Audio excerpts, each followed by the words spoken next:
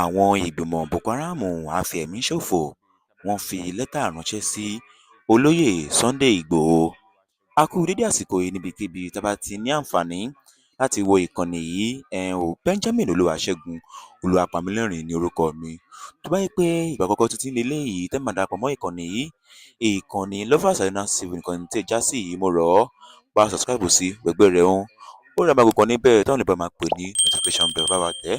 Bá tẹ̀ tán kọ́ yóò gbé option mẹ́ta kan wá, èyí tí ń bẹ lókè òun tí ń ṣe option A, L àti L, táwọn olùbá máa pè ní option all kó bá wa tẹ̀.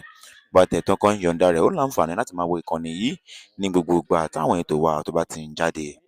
Àwọn ìgbìmọ̀ Boko Haram afẹ̀míṣòfò ńkọ́ wọ́n fi lẹ́tà ránṣẹ́ sí olóyè Sunday Igboho. Kí ni ń bẹ nínú lẹ́tà yìí? Arákùnrin tẹ́ ń wò lójú amóhùnmáwòrán yìí ó tú pẹrẹpẹrẹ ọ̀rọ̀ níbi tí àwọn Boko Haram tó ti ránṣẹ́ sí olóyè Sunday Igboho pé táwọn bá ti ṣetán ní ìlú Kwara níbi tí wọ́n ti ń jà lọ́wọ́lọ́wọ́ yìí, níbi tí wọ́n ti pa ènìyàn tó lé ní 170, pé táwọn bá ti ṣetán níbẹ̀ pé àwọn ń bọ̀ ní ìlú Ọ̀yọ́.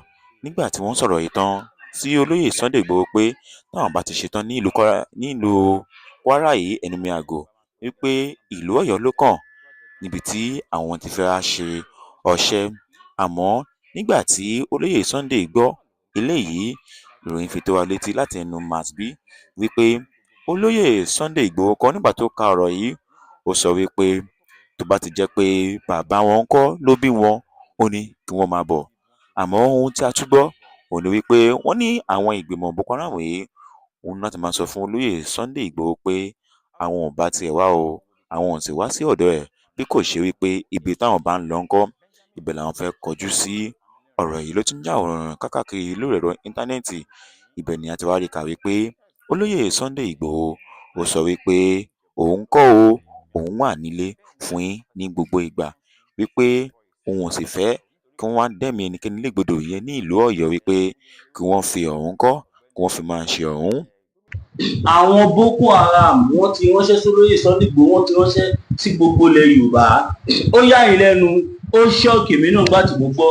Mi ì kọ́kọ́ gbàgbọ́ kó tó wá dé pé mo ṣe ìwádìí kí tó wá dé pé mo ṣe rí nìyẹn.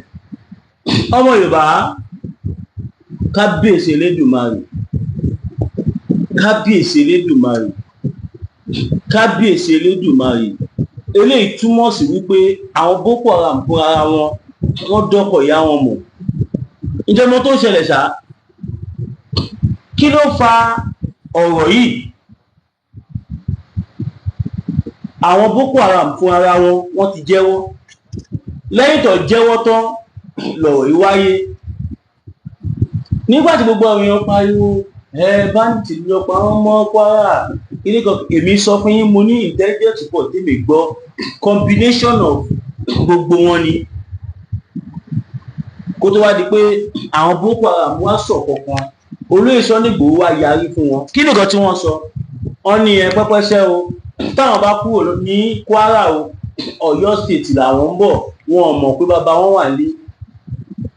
Kábíyèsí Elédùmarè ọmọ yìí, kábíyèsí Elédùmarè, kábíyèsí Elédùmarè. Lẹ́yìn táwọn bí àwọn wèrè yẹn ṣe sọ̀rọ̀ yẹn tó báyìí, bàbá mi Májàsọ́lá olóyè Sunday Adéníadé ọmọ Ìgbòho sà, bàbá jáde, wọ́n ní tó bá bí aláya ọ̀dà kọ́ máa bọ̀ lọ́yẹ̀.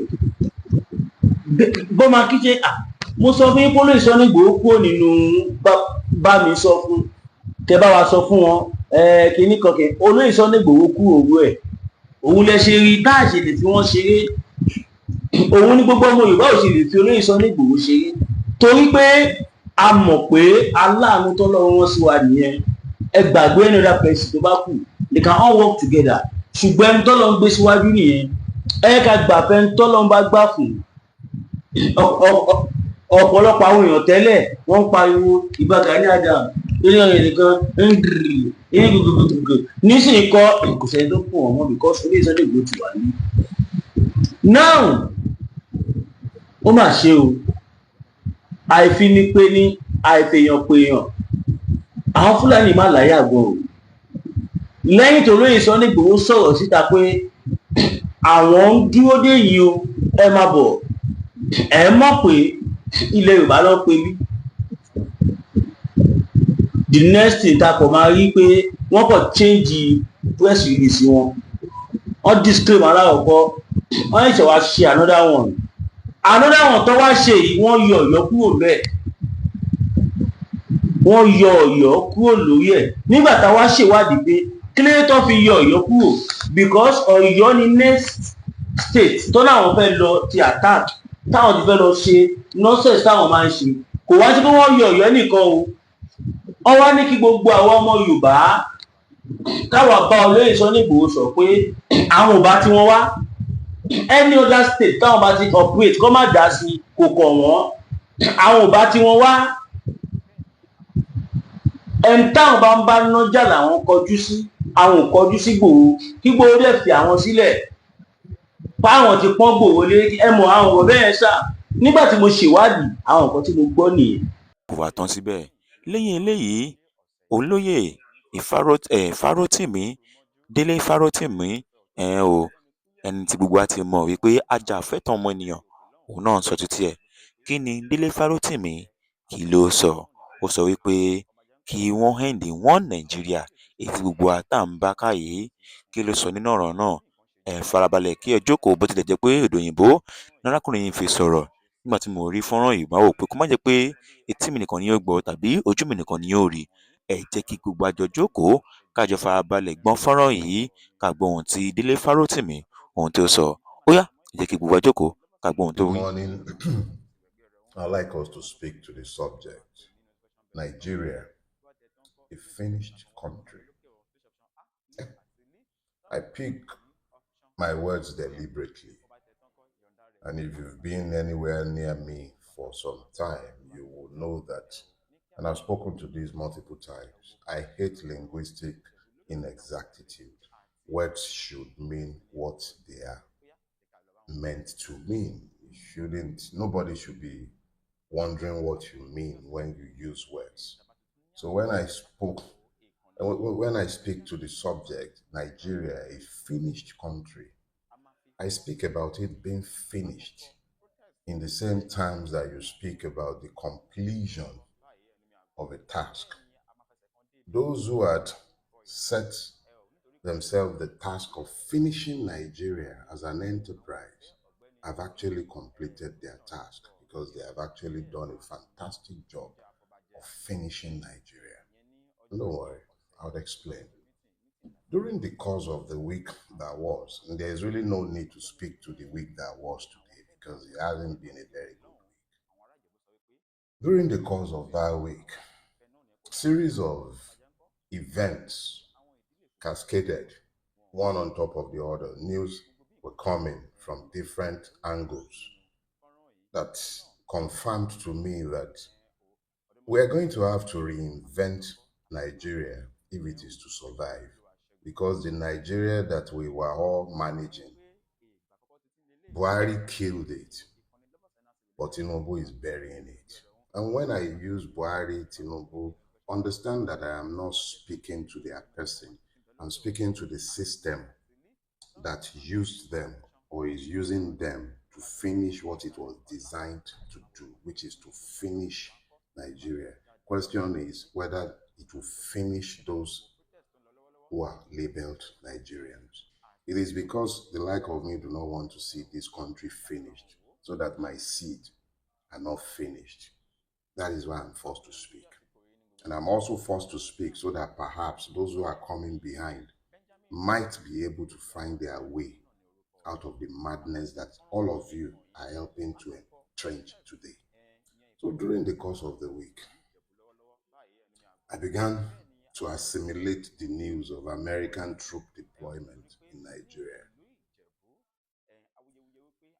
I was seeing the justifiable celebration of the victims of Nigeria as American troops have been deployed in Nigeria. Because most of the time I speak in epigrams, I'll just throw a sentence and I will not bother to explain myself. It is for those who have the capacity to think, to understand the things I post on social media. It's too small, too restrictive in space for me to fully explain the thoughts.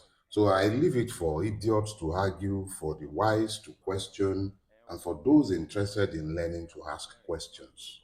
But I'm really bothered by the reactions and the cacklings that I see when I post these thoughts. One of the things I posted spoke to what Malu did in 2001 that led to his dismissal by Obasanjo. And what did Malu do? What did Malu do? I'll tell you. Malu resisted Obasanjo's embrace of the American plan, security plan for the Gulf of Guinea, which led to the setting up of the African command of the American army. They wanted bases in Nigeria, and Obasanjo was happy to play along. But Malu, as the chief of army staff, refused. He resisted. He pointed out how such concession amounted to a surrender of Nigerian sovereignty. And Malu wasn't acting alone. A generation before him, there was widespread protests in Nigeria, led mostly by the University of Ibadan students. This was around I can't remember, but just around early independence years. Around 1961 or thereabout, there was going to be the Anglo-Nigerian Defense Pact, where the British were going to station military force in Nigeria. But university students were conscious enough to understand the trade-off in relation to the sovereignty of the country, and they resisted. And because of their resistance, that pact was neutered. When Obasanjo came, Malu sacrificed his career, probably led to the invasion of Zakibiam. But the important thing is this: somebody spoke up, recognizing that the territorial integrity of a country should not be surrendered to another in the manner that Obasanjo was proposing at the time. The Nigerian army, which Victor Malu commanded, was the same army that Victor Malu led a portion of to restore peace in Ekomog. Malu understood the importance of the sovereignty of this country. May God rest his soul. Here is the thing. At the time in question, Nigeria did not have its territorial integrity challenged by monsters who were imported by monsters looking for power in 2014, 2015. I am not suggesting that Nigeria was El Dorado before the formation of the APC and its importation of terrorists into Nigeria. That is not what I am saying. The madness in Nigeria actually started around 2001 when Obasanjo was getting ready for second term and northern governors weaponized Islam. And this was the seeding ground for Islamist terrorism in northern Nigeria. But what happened in 2014 was on another level entirely. These were persons coming into power and who were willing to do deals with terrorists in order to capture power. This is no longer conjecture. These are facts, and we should no longer be arguing facts. To be arguing against the fact is to be mad, and I'm not going to join you insane lords in doing that. You have to be mad to be arguing about the complicity of the APC in the terrorism that has overtaken Nigeria today. So when you now understand that persons in your government committed themselves to treason, and most of them are still in power today.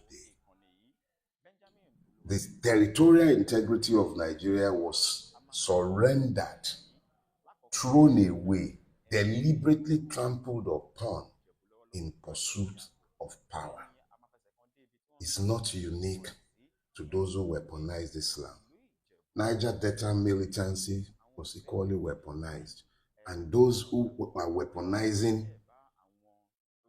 Islam readily point to the amnesty in the Niger Delta because they understand the parallel in criminality, even though the grievances of the Niger Delta, which remain unaddressed till date, are genuine. They point to the separatists in the southeast as though a quest for freedom is the same as terrorism. This is the mindset of those who have gained power weaponizing Islam and encouraging terrorism. There is barely any politician of note in northern Nigeria today that is completely free of complicity in the madness that has overtaken Nigeria, as far as Islamist terrorism is concerned.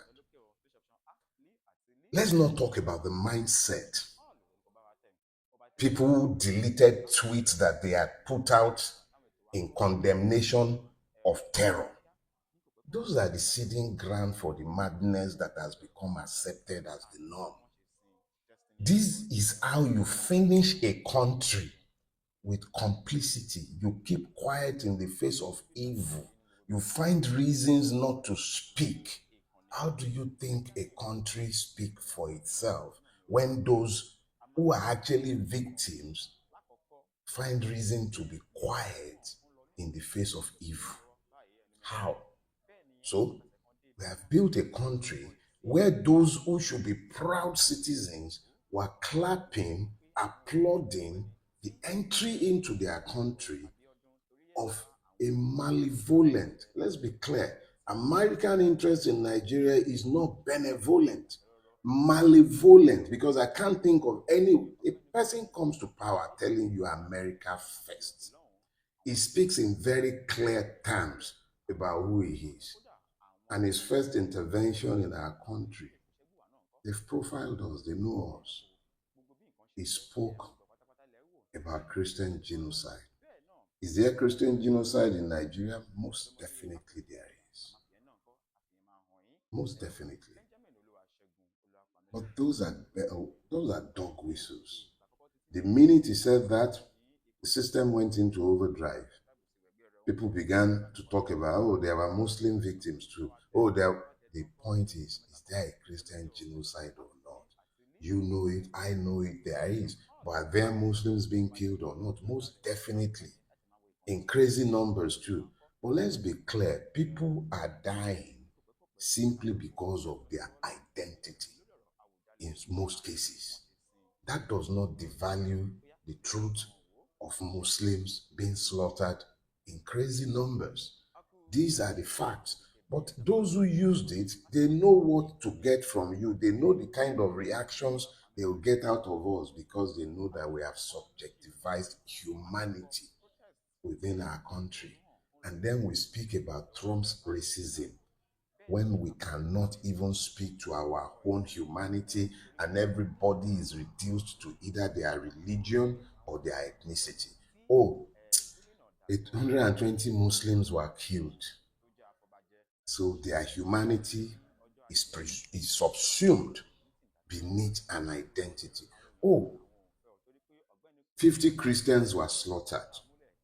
Oh, we've devalued humanity in this country, and you still think the country is not finished. You think the country is not finished, where we have managed to divide ourselves to the point of dehumanization. You look around the whole country. How did it happen that a military that was capable of restoring peace fought a guerrilla warfare? Fought guerrilla warfare in Sierra Leone, in Liberia, had led multinational forces since as far back as the 60s, are commended for their immense capacity whenever they had served on international peacekeeping forces in Sarajevo, in the Congo. The same military that could intervene in Benin, that same military is incapable of enforcing peace in his own, guaranteeing security, to the point where America had to send its soldiers. And you say that country is not finished. It's not that American soldiers are even on Nigerian soil. It's the fact that Nigerians are legitimately and rightly happy, rejoicing at the idea. And you say the country is not finished. What kind of country do you have where we've become a reproach? We've become a reproach around the world. The other day was Namibians dragging us like tiger generator. Another one brought our dirty laundry into the public arena, pointing out how we have like 6 generators in one building, which is the truth of our existence. Pointing out how everything is for sale in our country. You can buy a passport. You can have, if you're connected enough, you can have entries deleted in this database and something new placed there. You don't need to know how to drive before you get a driver's license. A friend of mine, Modil, told the story of how if another friend of his was trying to get the national ID card and it was taking forever and he needed a means of ID urgently. This guy didn't know how to drive. Well, he was guided to take a driving test online and was issued a license. He paid a token sum, maybe less than 50,000 or something along those lines. This is the country that you say is not finished. Nigeria is so divided that people cannot even see how criminal someone like Gumi is when he likens terrorism to business. 170 human beings slaughtered, and since we've begun to subjectivize humanity, these were Muslims. The terrorists wrote to tell them that they were coming to preach.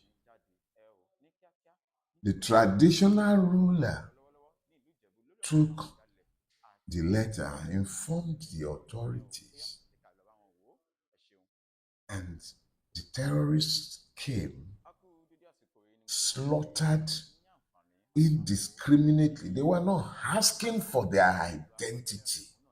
They slaughtered human beings, male, female, old, young, slaughtered them without, it simply slaughtered them. And you say that country is not finished. They slaughtered them. And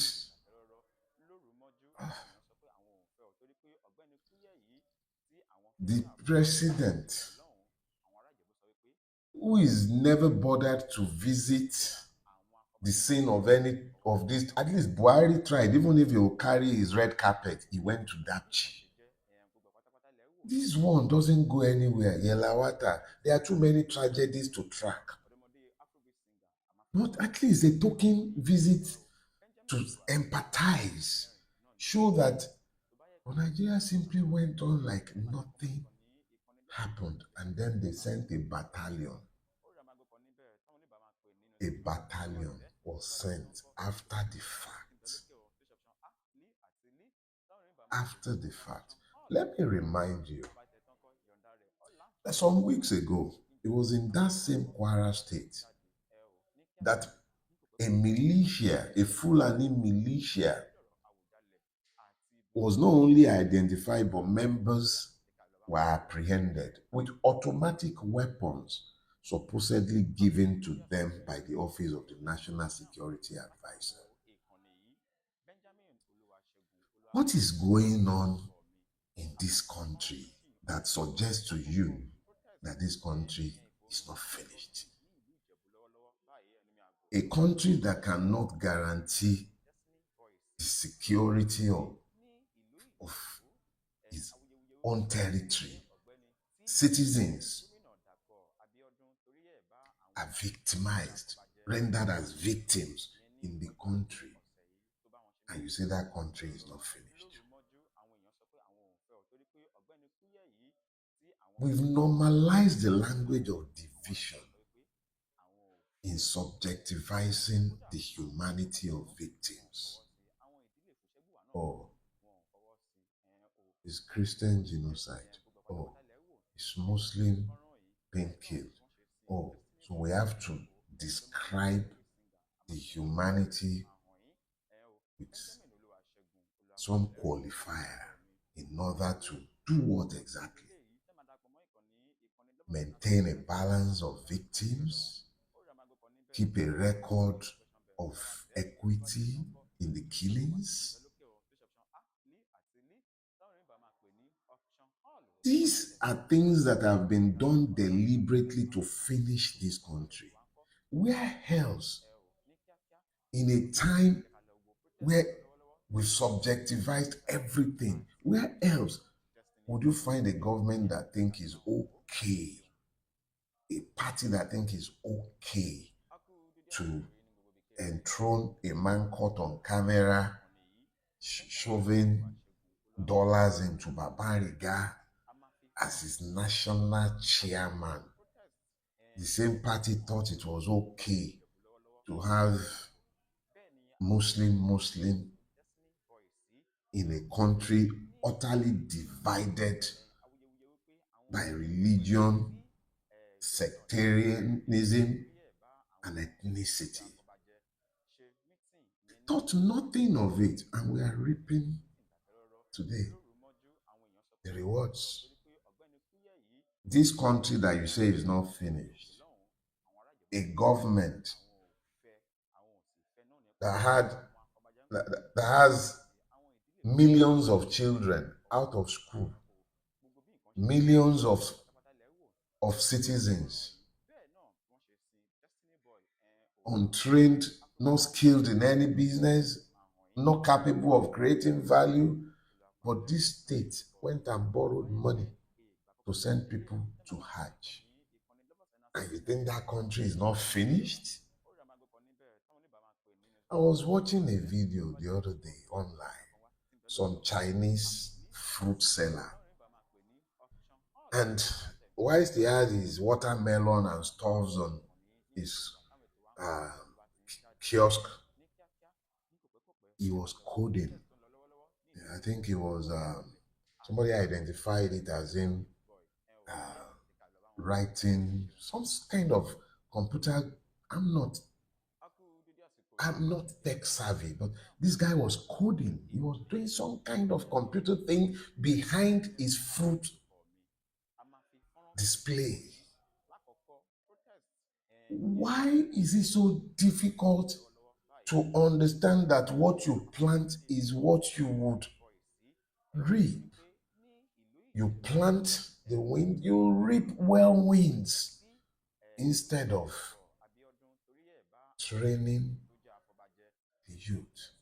This governor went and borrowed money to send people to Hajj. The same Hajj money that we've been told multiple times they would even embezzle. borrow money to send people to Hajj, embezzle it. It was in this same Nigeria that a friend of mine told me of a story where the Christian Pilgrims Board intent on spending its allocation for that year. It was towards the end of COVID. Israel was shut down to the world. They wouldn't open their border. The pilgrims, Christian pilgrims, going on state sponsorship, went to Beirut. They went to Lebanon. They couldn't access Israel, but they still intended to spend that money. This is a country with over 30 million children out of school, but we are spending money to send people to Hajj, to Jerusalem. None of these are meant to be a charge on state purse, but in a finished country. This is what we do routinely. Routinely. In a finished country, the single largest contract awarded by this government, there was no public tender, no appropriation, nothing. Nothing. And not a single one of yesterday's men, those who would once have spoken, have had anything to say. And even if they have had anything to say, where is the Nigerian press of old that asked questions? Why has it been left to outliers? See, you've turned people like Rufai to outliers because nobody else of note is speaking. Instead of speaking in challenge of the madness, they are speaking to explain, to normalize. And everybody have become so acculturated to madness that the few who speak are labeled as extremists. I actually found that it was easier for a lot of people to hear me when I started describing myself as insane. So I'm insane. You are the sane ones. But in your sanity, have you thought about exactly how sane it is? That you are all sitting down, calm and collected, even as the country is being finished. Finished at an alarming rate. In this last week, it came to my notice that after Lagos State had decimated land rights,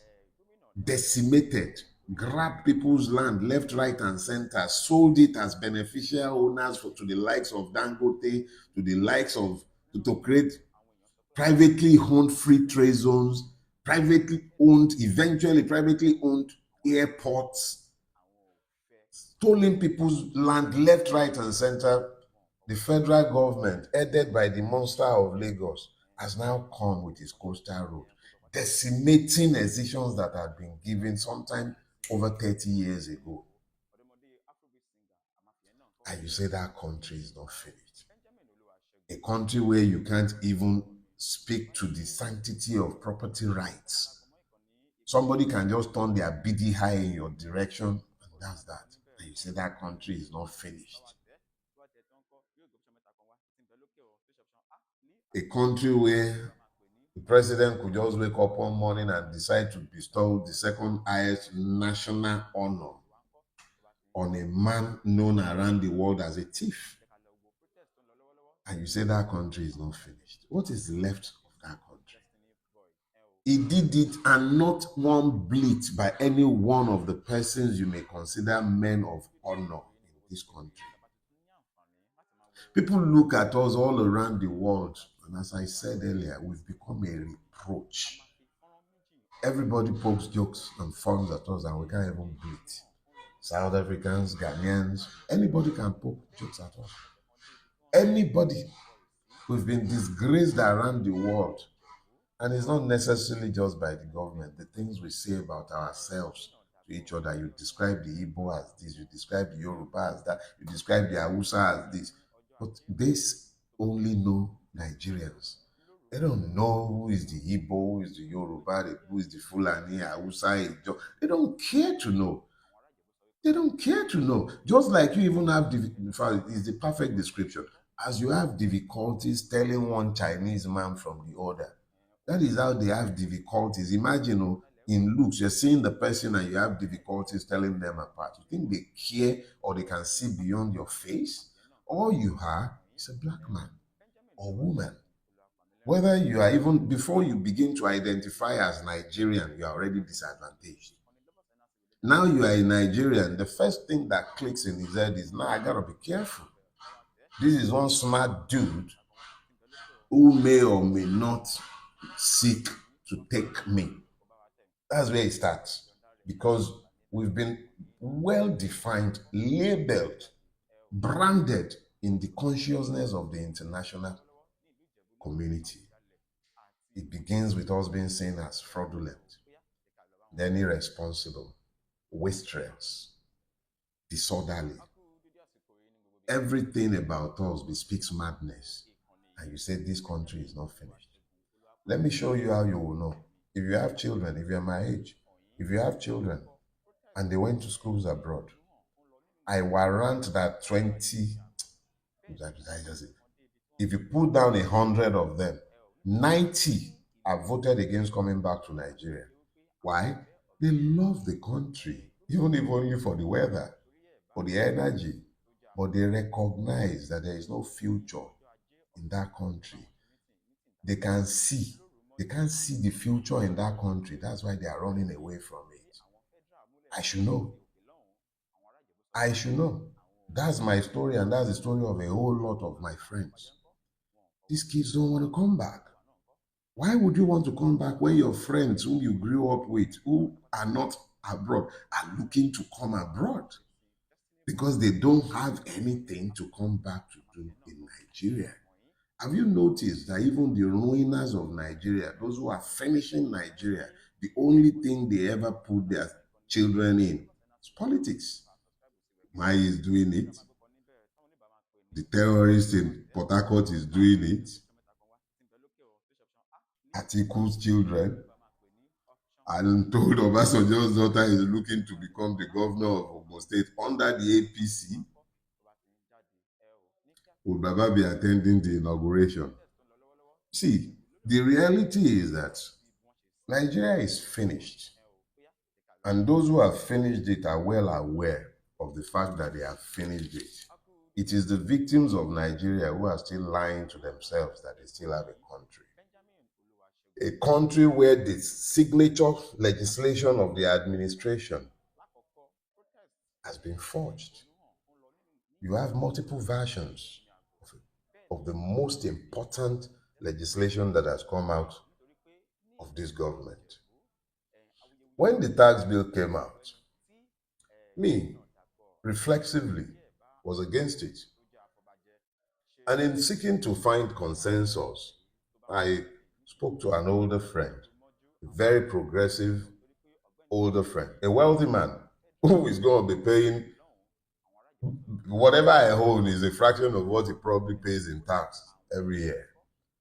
And he said to me, he said, Dele, this is probably the most important legislation that the Nigerian government could push through, that we should support it. Now, as much as I might hate the idea of them embezzling it, but I should just look forward to the fact that a day will come when a responsible government would be able to administer that fund. But that is a move in the right direction. He didn't know at the time of the fraud. Now we know. And the whole thing is so opaque. A country that has outsourced its taxation systems to France, the security to America. Is that the country that is not finished? What is left of Nigeria? The president who superintended a state with the fourth largest economy in Africa could not build a single healthcare facility to take care of his own health up until today? Is it beyond our capacity, or is it the equipments that we are incapable of buying? The same country that had hospital systems that the Saudi royals could use 50, 60 years ago. And you say that country is not finished. What is left of this country? What is it about Nigeria today that inspires hope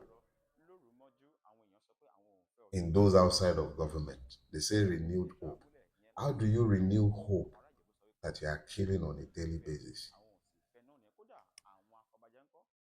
When I started my public engagement, it started with an article that was titled, "Do Not Die in Their War." Let me break it down for you. Their war is over. In case you didn't hear me, let me say it again. Their war is over.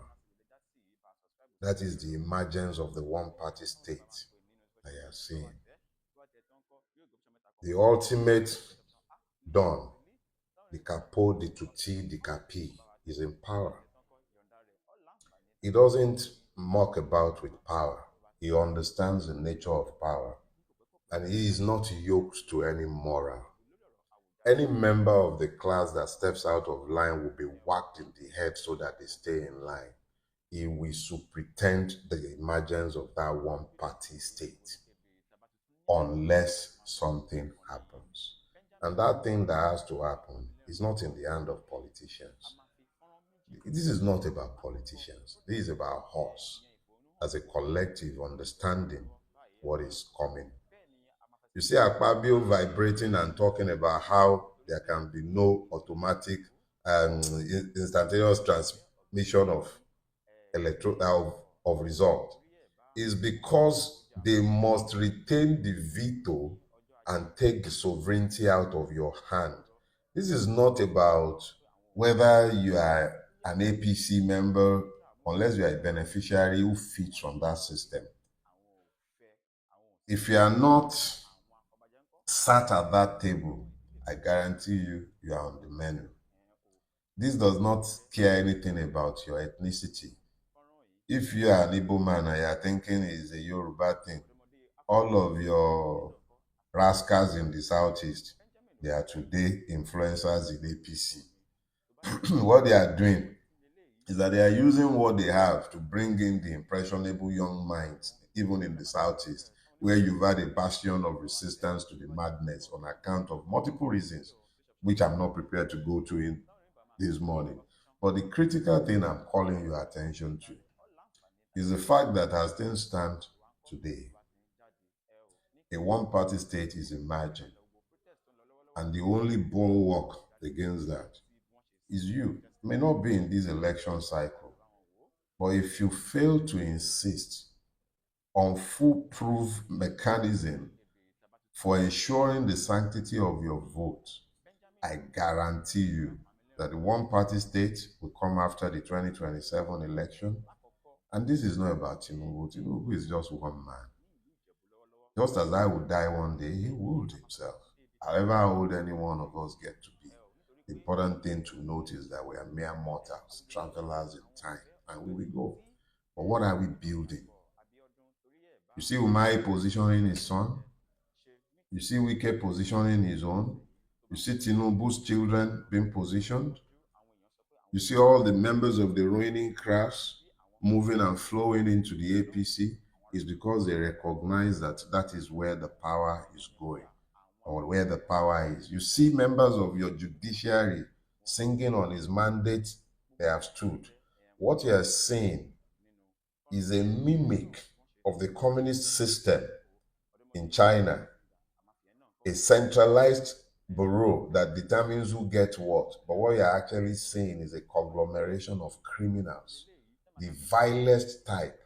And against this backdrop, you see a Donald Trump who is busy telling you about how he is in Nigeria to safeguard you, Christians.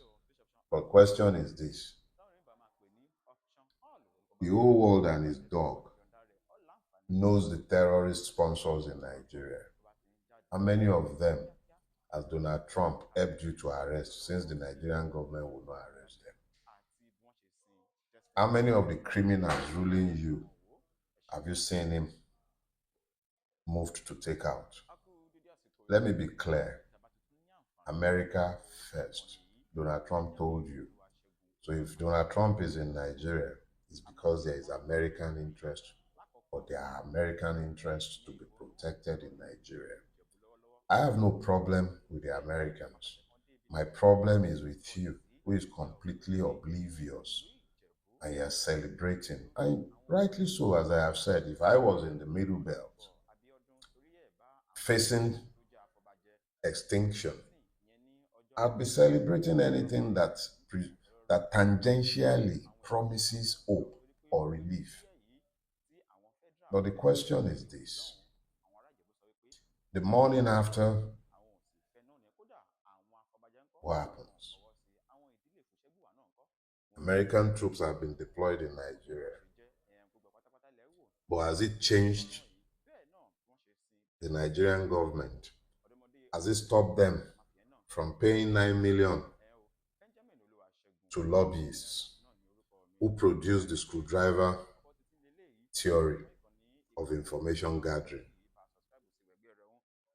Did it stop the same government from turning blind eyes and talking about phoning terrorists? Have you heard the account of those who came out of captivity in Kaduna?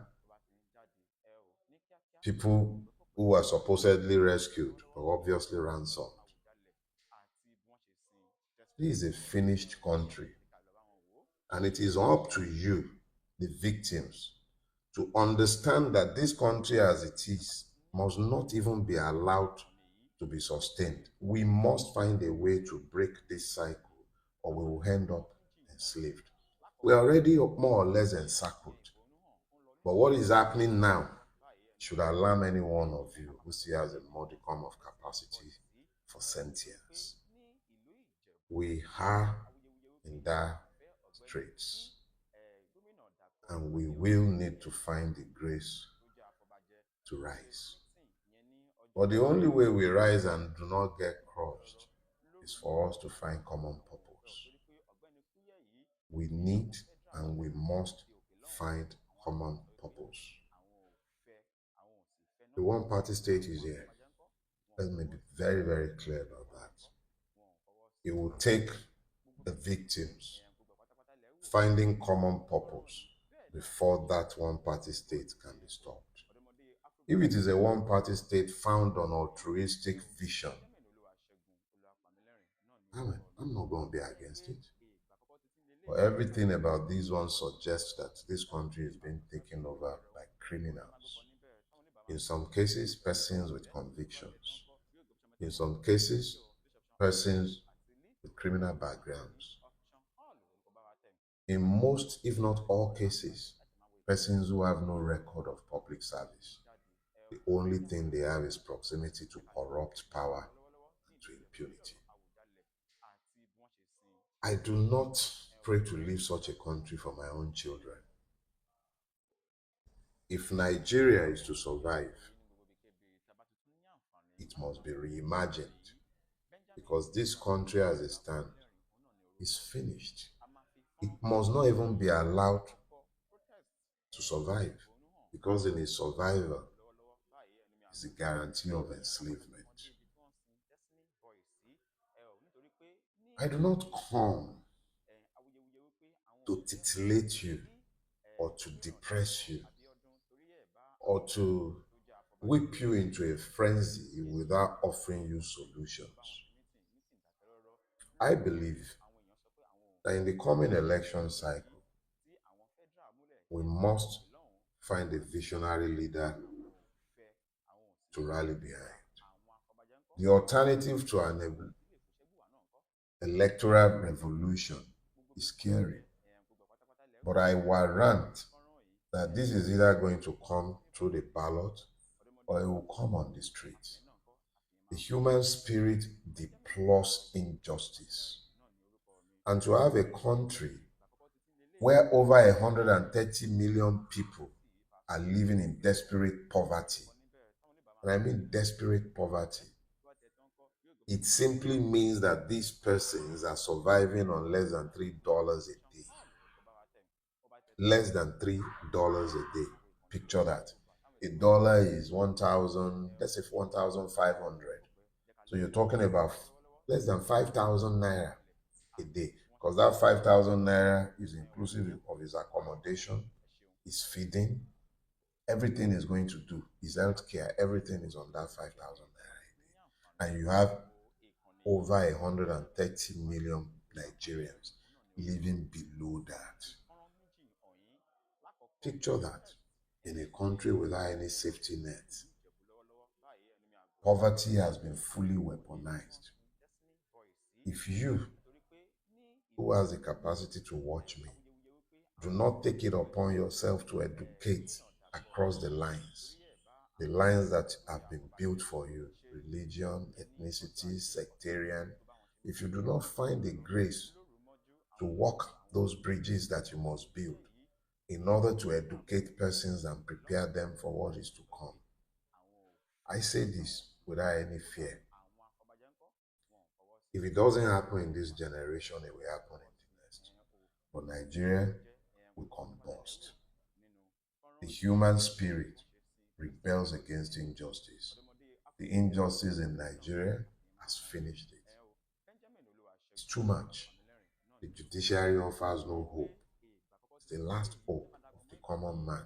But it is universally acknowledged in Nigeria today that there is no justice to be found in its court. And you think that country is not finished. You have an illusion of a country. Nigeria is already as kindlings soaked with gasoline, and its rulers, the pyromaniacs, playing with matches left, right, and center.